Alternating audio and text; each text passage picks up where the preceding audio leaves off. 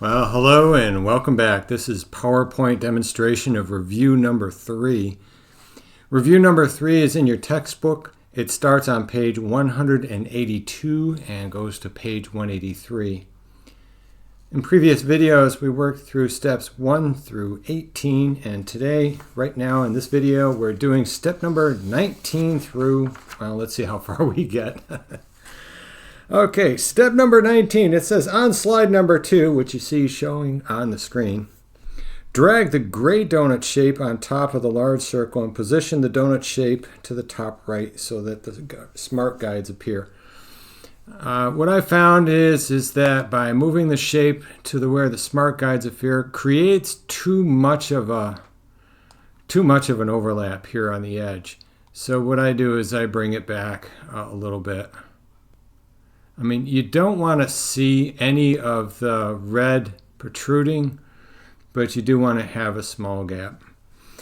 Okay, so that's the beginning of step 19, and they wrote the directions really nice. So you're going to subtract the donut shape from the larger circle by selecting the shape you want to keep, that is to say the large circle, first, and then select the shape you want to subtract, the gray donut on the inside, second. And then you select the subtract command. Okay, so the first thing you do is you get to the shape format tab, all right, so that the merge shape command will be available when you need it. Here we go. Select the large shape first, hold down the shift key, move your cursor to it sits on the gray ring, left click. Now you see both of them there, right? Super. In an insert shapes group, in the merge shapes command, we're going to use the subtract. Okay, and there you go. It's subtracted. The gray took away from the dark red. Okay, let's try the same thing, only close with the other circle. Right? This is item 20. Drag the small yellow circle on top of the solid orange circle that was created and position it near the top and the right, but without overlapping the edge. Okay, so the edge has to show on this one. That shows just a tiny, no it doesn't.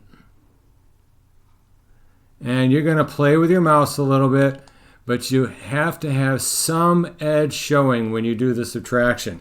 If it doesn't, you can just undo it and try again. Okay, so hold the large shape, hold down the shift key, then select the smaller shape, and then go to the merge shapes command, choose subtract. Oh wow, that's probably the smallest amount of shape that didn't overlap that I've ever seen on my work. So that one I think it worked out pretty good. Okay, so that's 20. On 21, on slide 2, create a text box that's approximately 2 inches wide and 1 inch high.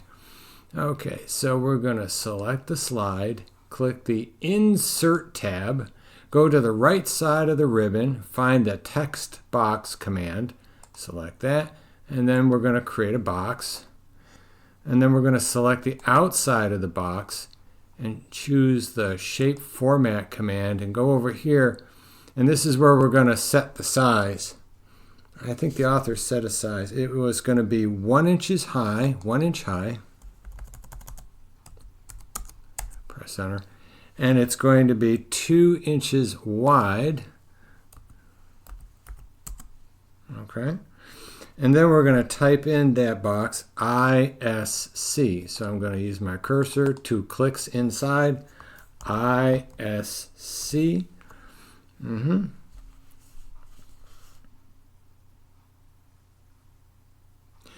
then we're going to deselect the wrap text in shape option. Okay, let's see. We'll select this. And I don't see that we need to do that. Shape format. It looks fine at the moment. Then we're going to change the fonts to impact. So I go to the Home tab, and in my font command, I look for impact. If I can't find it, I'll type it in. IMP. There it is, down at the bottom. And choose impact. And then we're also going to change the shape's font size to 48. Okay. Then let's see, what's that? That's number 21. Number 22, drag the text box to the center of the white circle and then select the merge shape first, then select the text box and use the union command to combine the shapes. So I'm going to first select this on the outer edge, move it over here so that ISC shows up pretty much in the middle of the circle there. Yeah, that looks all right. Now, select the large object first, then hold the Shift key down, then select the smaller object second. All right, then you go to the Shape Format tab.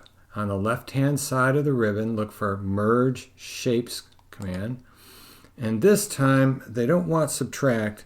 They want you to use the union command.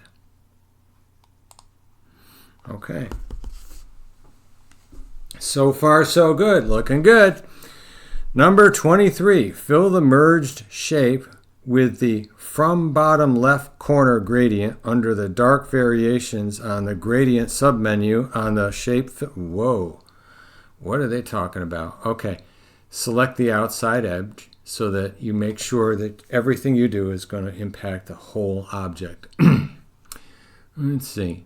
And then under the shape fill command, okay, this is under shape format, the shape fill command. Come down here and you're going to find gradient.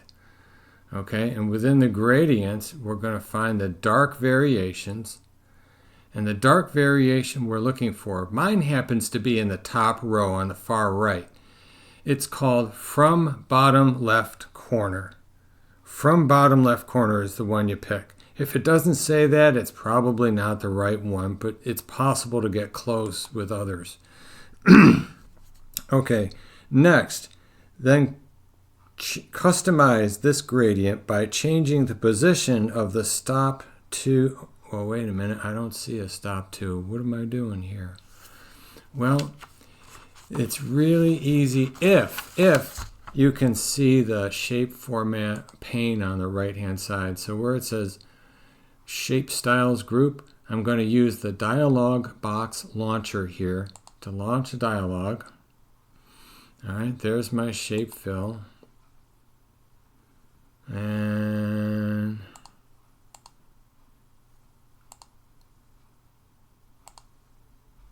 under the fill, I'm going to choose the gradient fill, which I already did.